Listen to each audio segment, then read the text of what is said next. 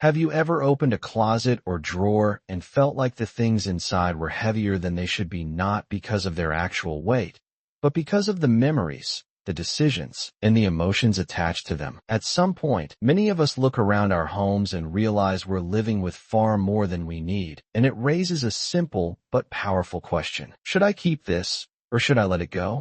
This isn't just about cleaning out clutter. It's about peace of mind, freedom, and making space for what truly matters at this stage of life. After 60, many of us start thinking differently about the years ahead. We want less stress, more time for the things we enjoy, and an environment that feels comfortable rather than overwhelming. But deciding what stays and what goes isn't always easy. Each object, whether it's a stack of old books, a kitchen gadget we rarely touch, or clothes that don't fit anymore, seems to whisper a story. And letting go of those stories can feel like letting go of part of ourselves. But here's the truth. Holding on to everything can weigh us down, while learning to release the things that no longer serve us can be deeply liberating. It's not about throwing away memories. It's about keeping what adds value today and gently letting go of what belongs to the past. Imagine walking into a room that feels lighter, easier to move through, filled only with things you love, need, and use. That's the gift of this process. Let's start with something many of us hold on to for far too long: clothing. How many outfits are hanging in your closet right now that you haven't worn in years? Be honest, there are probably items with tags still attached, just in case, pieces for events that may never come, or pants you're hoping to fit back into one day. These clothes often take up more space than they deserve, and every time you look at them, they send a quiet message: not yet, not anymore, or maybe someday. Those messages can chip away at our confidence and leave us feeling stuck. Instead of letting your closet remind you of the past, let it celebrate the present. Keep the clothes that make you feel comfortable, confident, and happy now. Choose fabrics that are gentle on your skin, styles that suit the way you live today, and colors that lift your mood. When you open your closet, it should feel like a friend greeting you, not a reminder of what you no longer wear. Letting go of excess clothing isn't about loss, it's about creating space for ease and joy in the everyday act of getting dressed. From clothes, let's move to another category that sneaks up on us: paper. Old bills, outdated documents, magazines from years ago, recipes we thought we'd try but never did. Paper piles seem to multiply when we're not looking. And while a single stack of magazines might not seem like much, together they create visual noise that adds stress. Every sheet of paper we don't need is one more decision waiting to be made, one more weight pressing on our attention. The good news is that most of these papers don't need to stay. Bank statements and utility bills can often be accessed online if needed. Tax documents have clear time limits for how long they're required. Magazines can be passed along to waiting rooms or recycling bins, freeing you from the guilt of unread issues. And recipes? Keep the ones you truly want in a single folder and let the rest go. You'll never miss them. When you clear out the paper, you'll find not just space in your home, but also clarity in your mind. Another area many seniors wrestle with is sentimental items. Perhaps you have boxes filled with photographs, greeting cards, children's artwork, or souvenirs from travels. These are treasures, but they can also become overwhelming when they fill entire closets or garages. The fear is that letting go of these objects means letting go of the memories. But the truth is, memories live inside you, not in the object itself. One way to honor these items without drowning in them is to be selective. Choose a handful of photographs that bring you the most joy and place them in an album where you can revisit them easily. Keep 1 or 2 pieces of artwork from each child or grandchild rather than boxes full of every scribble. Pick one meaningful souvenir from each trip instead of holding on to dozens. You'll find that by narrowing down the collection, the memory actually shines brighter because it isn't buried under clutter. This process doesn't have to be rushed or harsh. It can be gentle, like flipping through old pictures with a cup of tea, smiling at the memories, and deciding which ones deserve a special place on your wall or in a book. The rest can be photographed and saved digitally if you want to revisit them without keeping the physical bulk. Letting go doesn't erase the past. It allows you to carry it forward in a lighter, more meaningful way. By now, you can see that decluttering isn't about emptying your home, but about filling it with intention. Each decision to let go is really a decision to make room for peace, for comfort, and for living fully in the present. When you release clothing that no longer fits, you're saying yes to feeling good today. When you clear out piles of paper, you're saying yes to clarity and calm. And when you gently sort through sentimental items, you're saying yes to memories that truly matter, while giving yourself the freedom to breathe easier in your space. Sometimes the things we hold on to aren't in plain sight at all. They hide in kitchen cabinets, tucked away in drawers, or stacked on pantry shelves.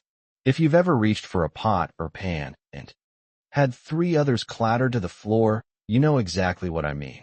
The kitchen is a place where we often accumulate more than we could ever use: extra baking pans, mismatched mugs, duplicate gadgets, plastic containers without lids, and spices that expired years ago but somehow never made it to the trash. These things pile up slowly over the years.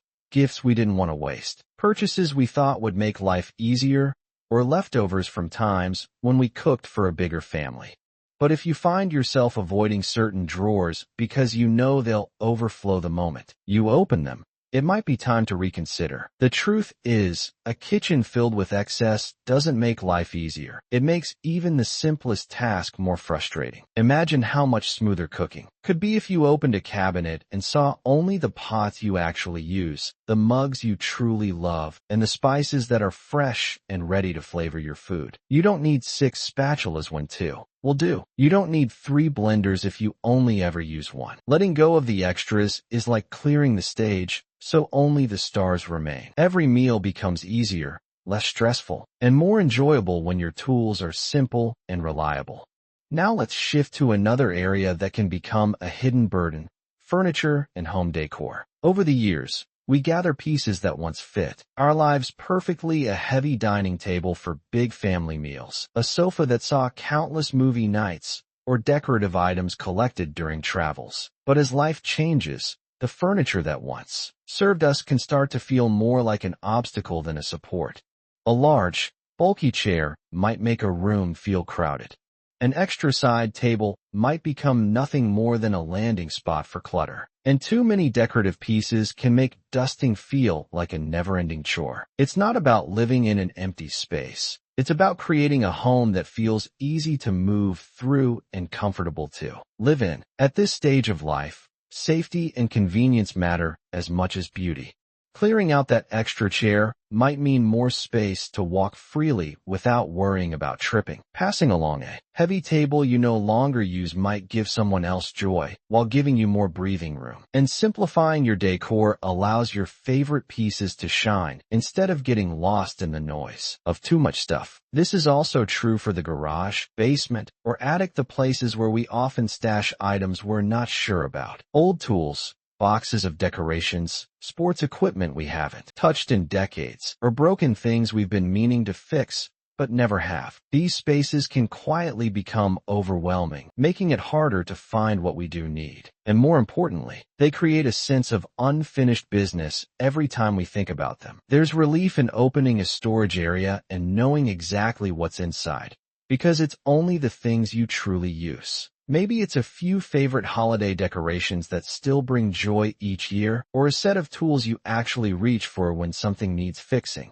But the rest, if it hasn't been touched in years, it may never be. Letting those things go doesn't mean the memories are gone. It just means you've chosen to free yourself from the weight of someday and maybe. And then there are the books. For many of us, books are more than objects. They're companions, teachers, and windows into different worlds. It can feel almost wrong to part with them, but shelves that are overflowing with books we'll never read again can make it hard to enjoy the ones we actually love. Ask yourself, which books do I return to again and again? Which ones bring me joy just by seeing them on the shelf? Those are the ones to keep. The rest can be shared, donated to libraries, passed along to friends, or given to charities where someone else will discover them anew. Letting go of books doesn't close the chapter on their story. It allows the story to continue in someone else's hands. And when your shelves are filled with only the volumes that matter most to you, your reading space becomes a true reflection of your heart. Another item that deserves a second look is technology. Old phones, outdated computers, tangled cords, or devices we swore we'd learn to use but never did. These can easily pile up in closets and drawers. Unlike sentimental items, old technology rarely brings joy. More often, it creates confusion and frustration, especially when cords and chargers are mixed together in a drawer that no longer closes. Simplifying here doesn't mean giving up on staying connected. It means choosing the devices that actually serve you and letting go of the rest. Maybe you only need one simple, easy-to-use phone and a tablet that helps you video call family. Everything else, especially the broken or outdated pieces, can be recycled responsibly. By keeping your technology simple, you remove a layer of stress and make it easier to enjoy the benefits of the tools you actually use. Letting go in these areas, kitchen clutter, furniture, storage items, books, and technology, isn't about deprivation. It's about designing a home that works for you today, not yesterday. A space that feels calm, comfortable, and easy to navigate. Each decision to release what no longer serves you is really a gift to yourself. The gift of freedom, the gift of space, and the gift of living fully in the present moment. One of the hardest areas to face is often the most personal. Gifts we've received. A vase from a friend, a sweater from a relative, or a decorative piece from someone who meant well but didn't quite know our taste. These objects can feel like obligations items we keep out of guilt rather than genuine affection. But here's the gentle truth. A gift has already served its purpose the moment it was given. It carried love, thoughtfulness, and care into your life. Holding on to the physical object forever isn't necessary to keep the love behind it alive. Think of it this way. When you release a gift that doesn't suit your life, you're not disrespecting the giver. You're allowing the object to move on and serve someone else who might truly enjoy it. And you're giving yourself permission to surround your space only with things that reflect who you are today, not who others expected you to be. Your home should be a sanctuary, not a storage unit for other people's choices. Another area worth reconsidering is hobbies and collections. Over the years, many of us dive into interests that once brought great joy: craft supplies, model trains, sewing machines, gardening tools, or even entire collections of figurines, stamps, or coins. These passions had their seasons, and those seasons were meaningful. But sometimes, the supplies outlast the enthusiasm. The half-finished projects and dust-covered boxes become reminders of what we no longer do, rather than invitations to joy. It's okay to acknowledge when a hobby has run its course. Keeping a few favorite pieces as reminders of the pleasure it once gave is enough. The rest can be shared with others who are excited to use them now. Imagine the delight of someone starting a new craft with the very materials you no longer touch. Letting go doesn't mean erasing your interests. It means honoring the chapter they belong to while making room for new ones. Who knows, freeing up that space might open the door to a fresh passion, something lighter and more aligned with this stage of your life. Now let's talk about one of the most freeing, yet challenging, categories: unfinished projects and someday items. That exercise bike gathering dust in the corner, the pile of cookbooks for recipes you never tried, the basket of yarn waiting to become a sweater, the stack of DVDs you swore you'd watch. Each of these carries a silent weight. They whisper promises of someday, but more often than not, they simply take up space and energy. Letting them go isn't admitting defeat. It's acknowledging reality with kindness. Not every project needs to be completed. Not every intention has to be carried out. Sometimes, the greatest relief comes from saying, "I thought this was for me, but it isn't." Passing those items along to someone else allows them to fulfill their purpose instead of sitting unused. And in releasing them, you give yourself the gift of freedom from unnecessary guilt or pressure. Another tender area many seniors face is deciding what to do with family heirlooms. These might be pieces of furniture, china sets, jewelry, or boxes of keepsakes passed down through generations. They carry history, But they can also carry weight, especially when children or grandchildren don't want them. It can feel heartbreaking to imagine these treasures being unappreciated, yet keeping them when they don't. Fit Your Life creates its own burden. One way to navigate this is by asking your loved ones what, if anything, they'd truly like to have. You might be surprised at what matters to them. It could be a small trinket with a story, rather than the entire dining set. And for what's left, remember that the love and memories tied to those items don't disappear when the objects leave your home. They live on in you, in the stories you share, and in the moments you've created. Sometimes, letting go of heirlooms is less about the objects themselves and more about trusting that the essence of family and history doesn't depend on things. As we step back and look at all these areas: clothing, papers, sentimental items, kitchen gadgets, furniture, books, technology, gifts, hobbies, projects, and heirlooms, what shines through is a pattern. The things that weigh us down are often the ones tied to the past or to guilt. The things that lift us up are the ones we use, love, and cherish right now. Decluttering, then, isn't about stripping life bare.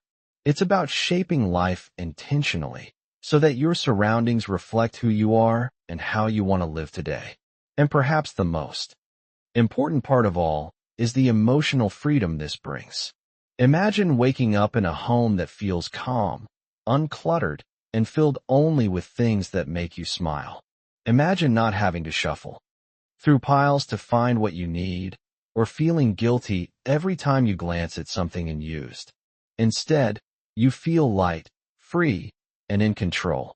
That's the gift of letting go. Of course, this journey takes time. It doesn't have to be done in a single day or even a single month. It can be one drawer at a time, one shelf, one box.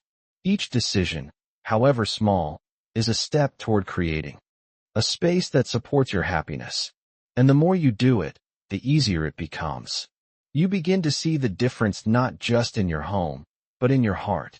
So as you look around your space today, ask yourself, does this item support the life I'm living now? Does it make me feel light, joyful, and free? If the answer is yes, it deserves a place with you. If the answer is no, it's time to gently let it go. You've earned the right to live in a home that feels like a breath of fresh air, where every object has meaning and purpose. This isn't about getting rid of things, it's about making room for life, love, and peace. Remember, you're not defined by the things you keep. You're defined by the life you live, the love you share, and the joy you create every single day. If this message resonates with you, I'd love to hear your thoughts. Share your experiences, your challenges, and your victories in the comments. Your story might be exactly what someone else needs to take their own step toward freedom. And if you found this helpful, don't forget to like this video and subscribe, so we can keep exploring ways to live with more intention, more peace, and more joy. Here's to living lighter, freer, and happier, because every season of life deserves to be filled with ease and meaning. When we talk about letting go, it's easy to focus only on the physical items around us: closets, cabinets, boxes, and shelves. But there's another layer to this journey that often goes unspoken, and that's the emotional weight attached to the things we keep. Sometimes the hardest part isn't deciding what to do with an old sweater or a stack of papers. It's facing the feelings that rise up when we touch them. You might find yourself holding an item and suddenly remembering a younger version of yourself or a loved one who's no longer here. These moments can be tender, and they can make it feel almost impossible to part with the object. But here's something I want you to remember: the love you shared, the experiences you lived, and the person you were in those memories, they all remain with you, even if the object doesn't. The item is a doorway to the memory, but the memory itself lives inside you. Letting go, then, isn't about erasing or forgetting. It's about learning to carry those precious moments in a lighter way. Think of it like this: if you carry a heavy bag on your shoulder for too long, even the good things inside it start to feel like a burden. But if you carefully take out the things you don't need and keep only the essentials, suddenly the bag becomes manageable, even enjoyable to carry. Your home and your heart work the same way. There's also something profoundly empowering about making these decisions for yourself. Too often, people leave behind a house full of things for their children or loved ones to sort through, and it becomes an overwhelming task for them. By choosing now what to keep and what to release, you're giving your family a gift of love and clarity. You're sparing them the weight of having to guess what mattered most to you. And even more importantly, you're ensuring that the space you live in now reflects your joy, not your unfinished business. This process also opens up space for something new, not necessarily new objects, but new experiences. When your home feels lighter, you find yourself more willing to invite friends over, to move freely without worry of tripping or bumping into clutter, to sit in a room and actually feel relaxed. Instead of restless, you create space not just in your environment, but in your mind, for creativity, connection, and peace. And it doesn't have to be all or nothing. Sometimes, letting go can be a practice of balance. Maybe you decide to keep one box of sentimental letters instead of 10. Maybe you keep a few favorite coffee mugs instead of a whole shelf of them. Maybe you reduce your wardrobe to what fits comfortably today, but allow yourself to hold on to one memory outfit that makes you smile. The point isn't perfection, it's intention. Every choice you make consciously is one step toward a home that supports your best life. There's another beautiful truth about letting go. It allows generosity to flow. The sweater you never wear could warm someone else in the winter. The books you've already read could spark joy for a young reader. The kitchen tools you don't need could help a family cook their first meals together. When you pass along your unused items, you're not just decluttering, you're spreading kindness. Your once-loved possessions get a second life, and you get to know they're serving a purpose instead of gathering dust. And let's not forget the way this journey affects our health and well-being. Studies have shown that clutter can increase stress, make it harder to focus, and even impact sleep. On the other hand, living in a tidy, intentional space can bring calm, reduce anxiety, and make daily tasks easier. This isn't about chasing minimalism for its own sake, it's about creating an environment that nurtures your body and mind. Imagine waking up to a bedroom that feels calm and open, not crowded with piles. Imagine preparing dinner in a kitchen where everything has a place and nothing feels overwhelming. These small shifts can create a big ripple in how peaceful and energized you feel every day. At the heart of it all, this process is really about self-respect. It's about saying, I deserve to live in a home that feels good to me.